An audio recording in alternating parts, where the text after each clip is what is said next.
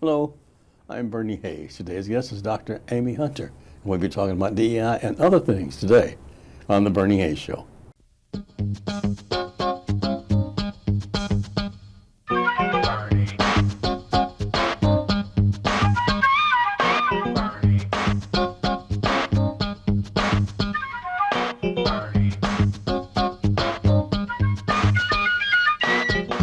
Welcome back. I'm Bernie Hayes. My guest is Dr. Amy A. Hunter, is it? Yes. Amy A. Hunter.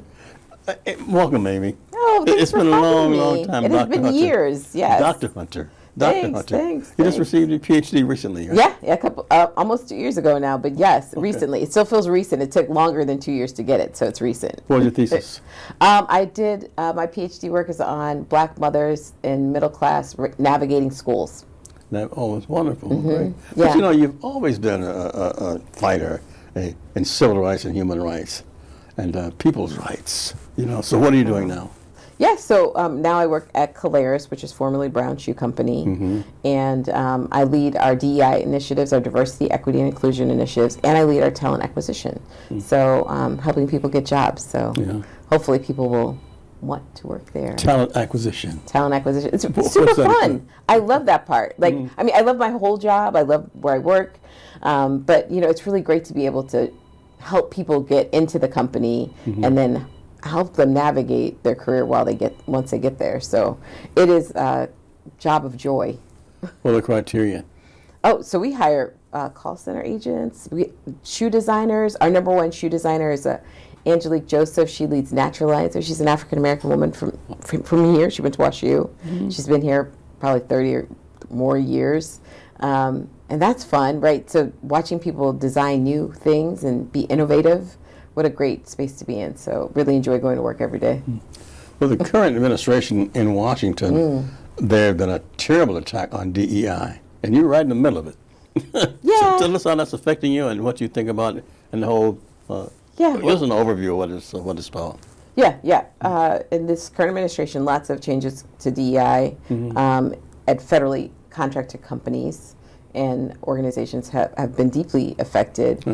Caleres is not a federally contracted company, and so we didn't feel the effects quite the same, but we're watching, right? And so it has given, I think, the country an opportunity to have a better conversation around race and other aspects of diversity, LGBTQ and ageism and all those things. So I hope people are taking this as such an opportunity to be really clear about the work that we need to do and get on the same page. What is the work we need to do, Amy Hunter? Well, one of the things from a retail perspective we've noticed is the boycott on Target and the Costco response. And that has an impact. And so part of the work that we need to do is to be clear about the kind of world we want to live in. And I think we should not settle for better. I think we should settle for an amazing America. And I think we should hope for even the things that we think we can have. I think we should ask for those things too, like equitable schools and healthcare for anybody.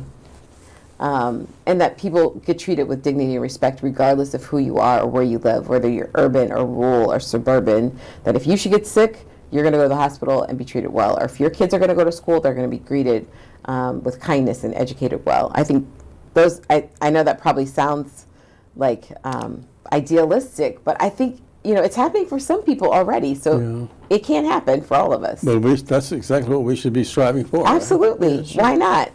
Well, Dr. Hunter, DEI, for those who do not know what that is, what does that mean? Diversity, equity, inclusion. So, I've been at this game for a long time. So about 30 years, been doing diversity, equity, inclusion work. My first job was at Boatman's, which turned into Bank of America, and then went on to several other companies doing that kind of work. But really, it's to make the workplace and the world a better and more welcoming space for everyone. And what I love about this, and I've explained this a couple of times, is for people who don't like DEI, it is like explaining what love is to people who've never been on a date.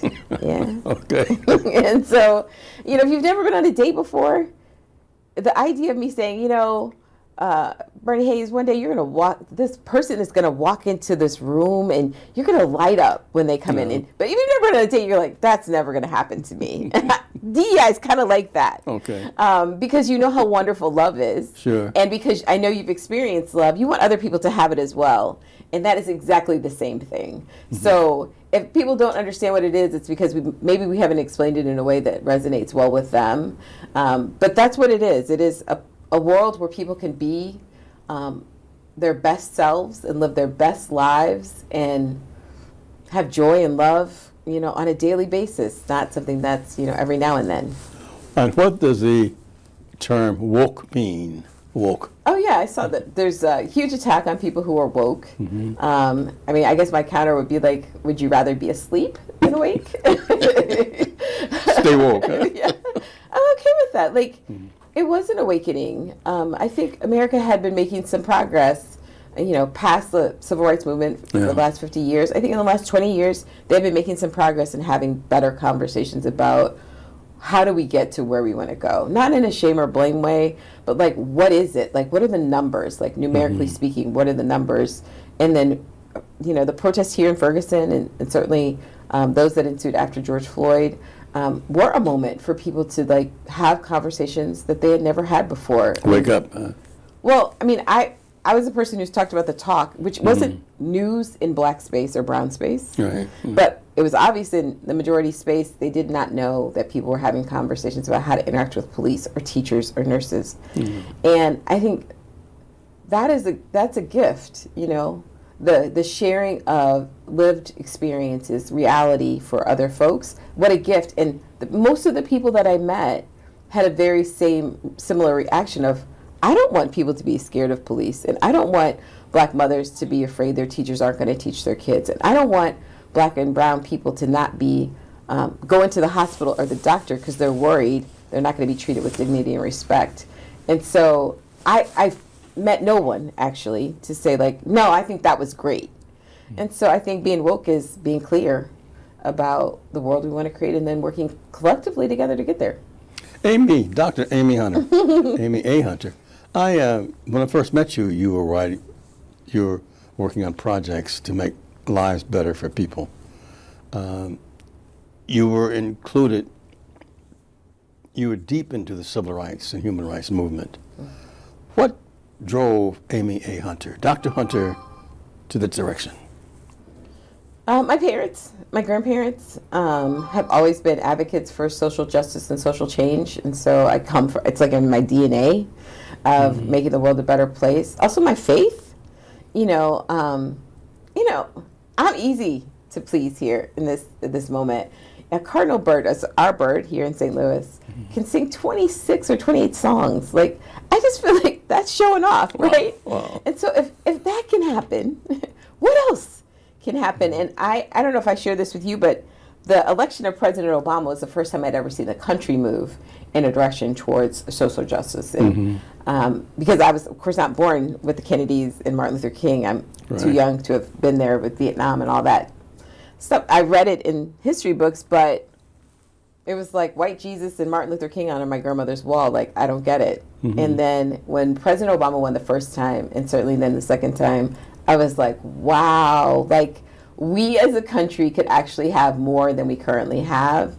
And it felt like, I'll use the love analogy again. It felt like, although I was somewhat happy with my life, I had settled for what I could get instead of reaching for the love that I really deserved.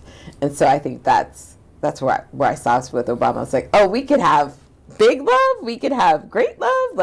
This could be amazing. Let's go for here. What opened that prism for you? The election. I'm going to be super transparent. I worked on his campaign, but I didn't think he was going to win. Okay. But I was like, well, I don't want him to lose because I didn't help, right? Sure. And so then when he won, I was like, there are this many people in the world who can see his humanity and his brilliance. He wasn't just black, he was brilliant. Yeah. And he came from all the institutions that we laud, Harvard, and had been published in the law school journals and all the, credentialing that we say we need presidents to have. He certainly had. And so it wasn't like he wasn't qualified for the position. And I think in the diversity conversation, there's this conversation about qualified for, he was definitely qualified for the position, right? And so we didn't elect somebody who wasn't qualified, but I knew my sons and my grandson would see him and see themselves in him. And you can't unring that bell. You know, you can't tell people they can't do something once they've seen it. So the second election was surprising as well. Again, worked on the campaign. Wasn't sure that he'd get reelected, but he did. And I think that speaks well to like the volume of support that we could have and the realities and how they could be different here in America. And that brought me hope. That's great. Our guest is Dr. Amy Hunter. We're talking about DEI and other issues. And with the New Life Evangelistic Center, 2428 Woodson Road in Overland, Missouri. And Reverend Larry Rice has been here for more than 53 years, helping those in need. We'll be back with Dr. Amy Hunter after this. Hey, viewers of the Bernie Hayes Show. Have you ever seen so many people as you travel around the streets of St. Louis City, St. Louis County, over in Illinois, Jefferson County, St. Charles County, that are homeless? So many out on street corners. So many people are having to sleep outside in vacant buildings. The New Life Evangelistic Center's got teams going out every day, working among those individuals, taking them hundreds of bottles of water every week, hundreds and hundreds of sandwiches.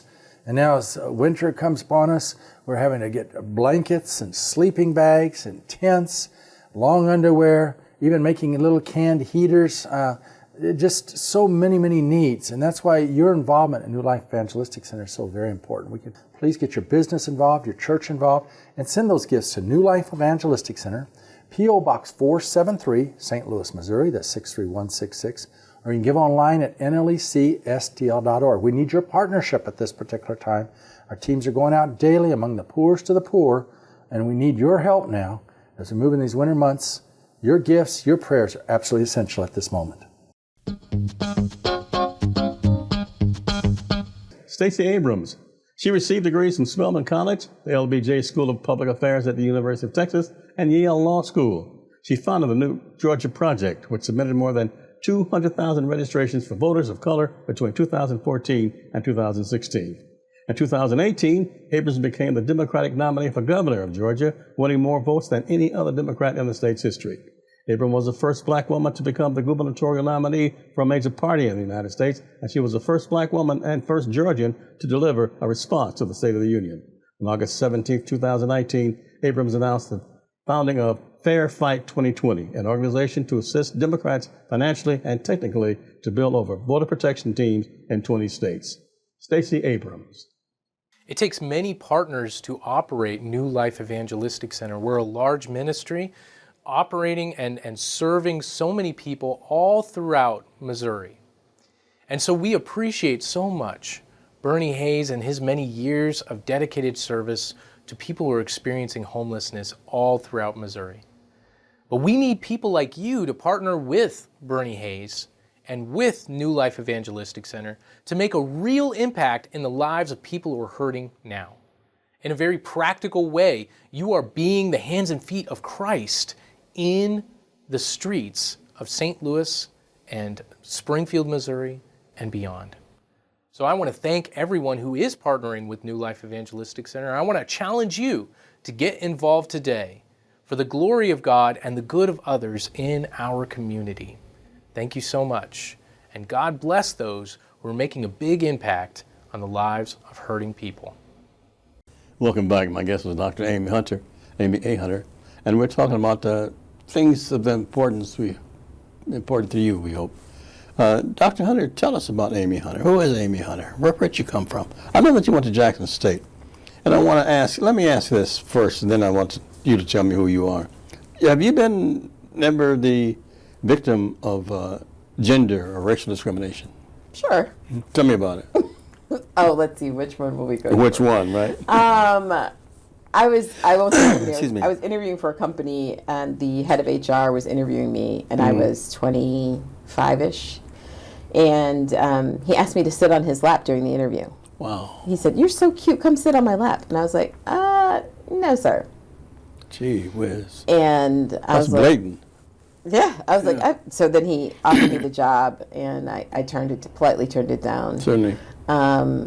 But yeah, and then he left. He got fired, ultimately got fired, and I ended up joining the company later. But, young, had a manager who asked me to sleep with him and wouldn't let me get off probation until that happened. So needless to say, I stayed on probation for 2 years Wow. until I didn't. It's so interesting when you're early in your career. Like I didn't know Excuse me. that.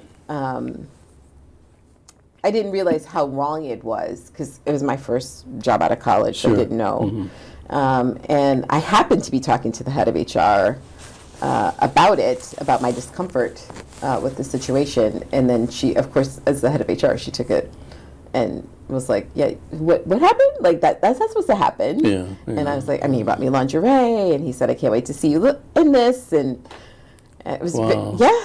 So, and I was like, this is horrible, like, but I didn't know what to do because, I was young. And Sure. so now we have the, a whole nother movement of that, the idea that happens less and less and less. And I mean, even joining corporate America, like, was very schooled on, like, who to avoid, like, which men to avoid, which men not to stay after 5 with, or if we had, like, a happy hour. Back then we drank at work, but if we had happy hour at work, to make sure that I didn't go to their offices late. Like there was some coaching from the other women to stay safe. Okay. So, yeah. Okay. Tell us about Amy Hunter. I'm from here. I'm a St. Louis girl. I love St. Louis.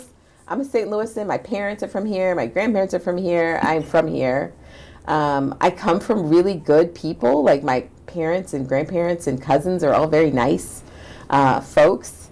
Always with a lens of like giving back and making a difference. I think from a very young age, I got some messaging around just don't waste your life, like try to make an impact, try to make the world a better place.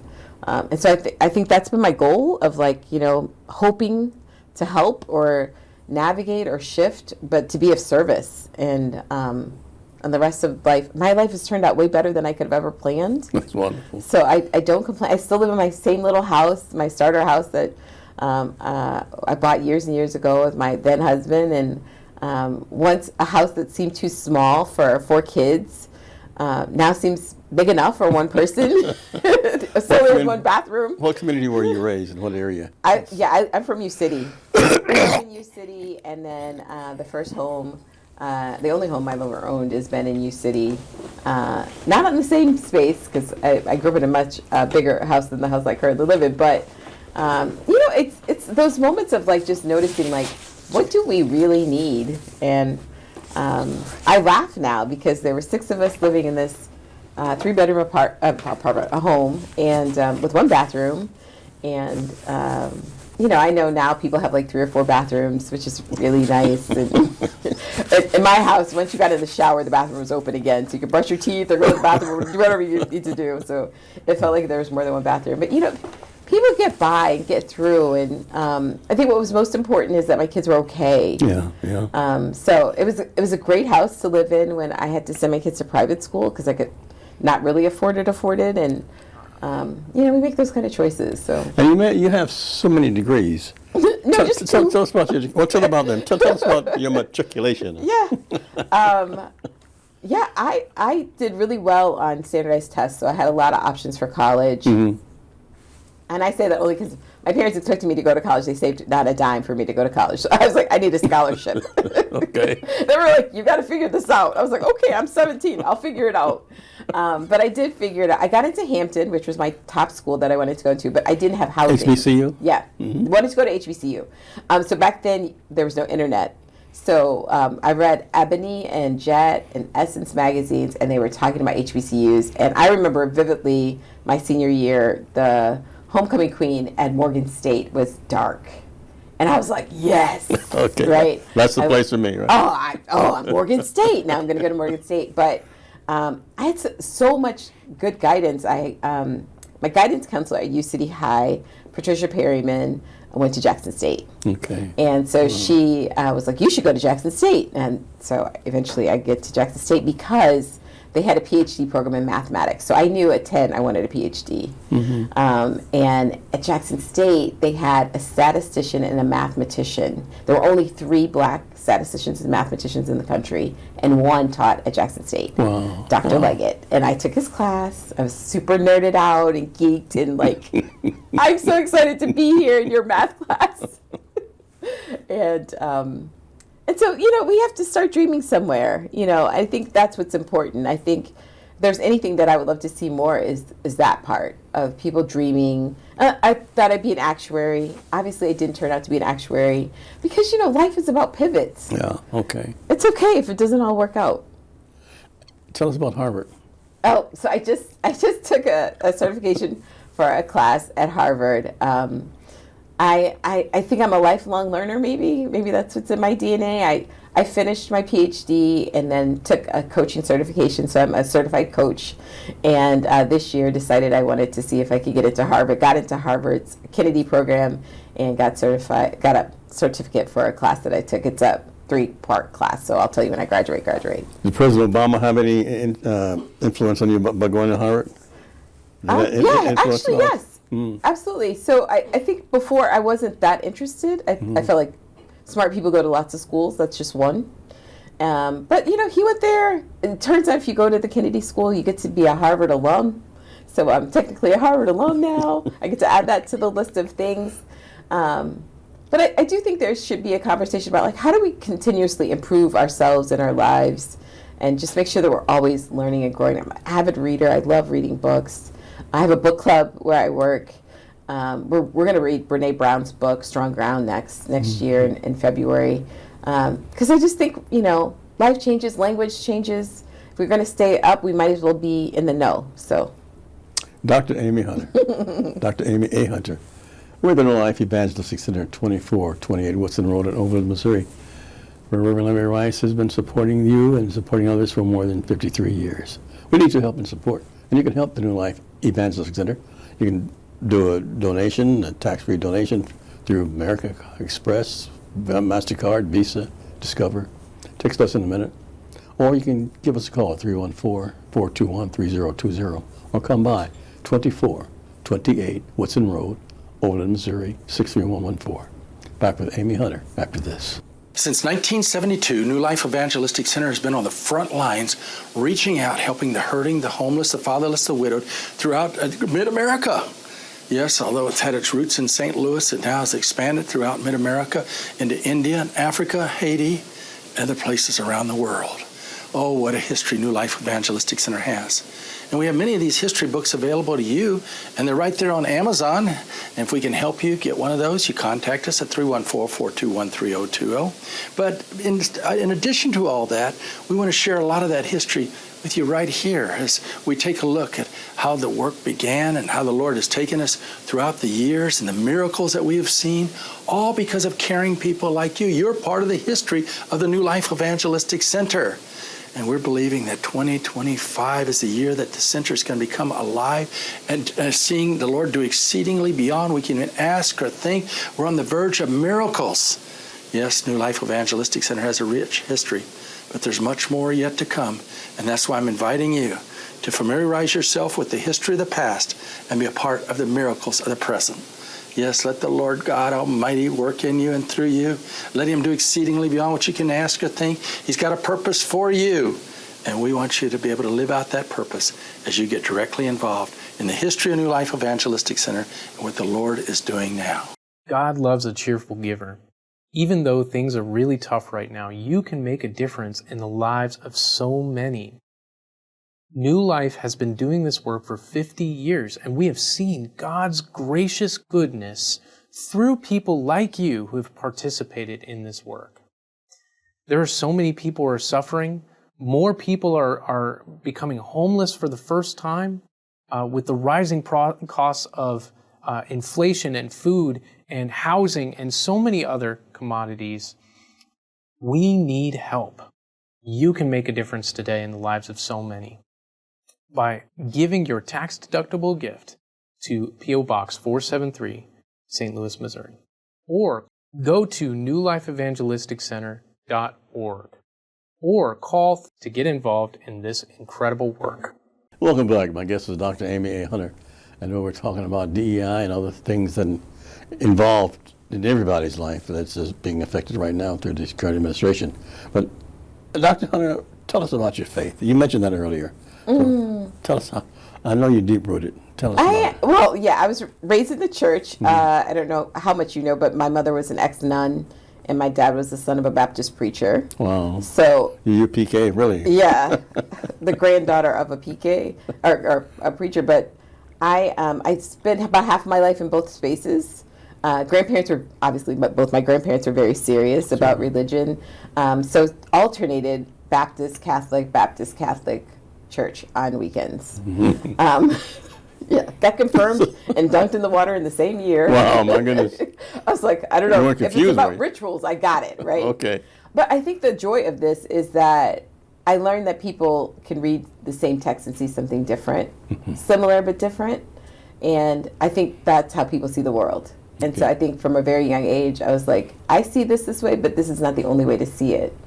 And I think as we're looking at what's going on right now in the wide world, I think faith is so important. Number one, when we look to see, is there ever a time when evil won? The answer to the question is no. No. And so I'm not fearful in the same ways. I mean, I am worried, right? And I do believe, like in my heart and my soul, my spirit, that God is with us and that we will be okay and we will get through this and we will get through this together. I actually believe we will be better than we are right now because I think God works like that. That's wonderful. Yeah. Tell us how can we reach Amy A. Hunter? Yeah, well, number one, let me put a shameless plug in. If you're looking for a job, let me know. Yes, go we're ahead. hiring right now at our call center. Our call center currently is located on Hanley Avenue. It's near where Post is. If you're familiar with that, Caleres has a building there, but it's hard to see off the street. But we are hiring for call agents. We are looking for people to answer the questions that people have about the shoes that they purchased in our stores. It's minimum wage, so it pays about $15 an hour. And I will say $15 an hour. And for people who are interested in going back to school, we have this amazing tuition reimbursement program. All your benefits are day one, including this one. If you're trying to go back to school, we pay the school directly. Wow. So there's no out-of-pocket cost. And it's a great way to start your career somewhere and then grow with us. And that's what we hope that people do. We recruit people from the call center to work where I work in Clayton all the time. So it's a great path in. So if I could give a plug for Caleres, ahunter yes. at How can we reach Caleres.com would be happy. Put that on the screen. Yeah. What is it? ahunter. ahunter. ahunter at Caleres, CALERES.com. Be happy to assist in getting you to the next Is there a job. phone number they can reach you? Yeah. You know what? Yes. 314-258-5838. 314-258-5838. Good. Talent acquisition. Yes. How do you do the interview yourself, or you No, just I get have a team. Okay. And so do they come in where they says that Dr. Hunter referred me to you, or Yeah, they could use Okay. my name. Absolutely. If you saw me today on this show, use my name. They'll have a place like referral, who referred you, Amy Hunter, put that in there. Usually my team's pretty responsive when they see my name as a referral. So yeah, absolutely use my name. And how does it make you feel once someone that you recruited or acquired comes to the company? Well, the good part about where I sit, my office sits right on the other side of our executive team, but it also sits where we do all of our new hire orientation. Okay. So I literally get to say hi and meet every single new associate at Caleres. Oh, that's wonderful. So That's it's good. always a good thing. So hopefully they'll tell me that they got their job from this, and I'm sure they'll stop by and see me. Well, tell them once more how they can reach you and get. Yeah, the easiest way to reach me is by Apply, email yeah. because I'm busy and usually in meetings. But my email address is ahunter@caleres.com. Okay. And you are hiring right now. We are hiring right now. That's Yeah, wonderful. we're That's gonna have a great. new class. That's great. Anything you want to say that I didn't ask you about, Amy? I mean, I always want to say thank you to you. I love and adore you. I've always been a fan, and I'm always so tickled when you ask me to do anything and know that I would do anything for you. You're so kind. It is always such a pleasure to be with you. Such an icon. Okay. Absolutely. Thank you, Dr. Hunter. Thank you. And thanks each and every one of you for supporting the New Life Evangelistic Center. I'm Bernie Hayes. Have a great day.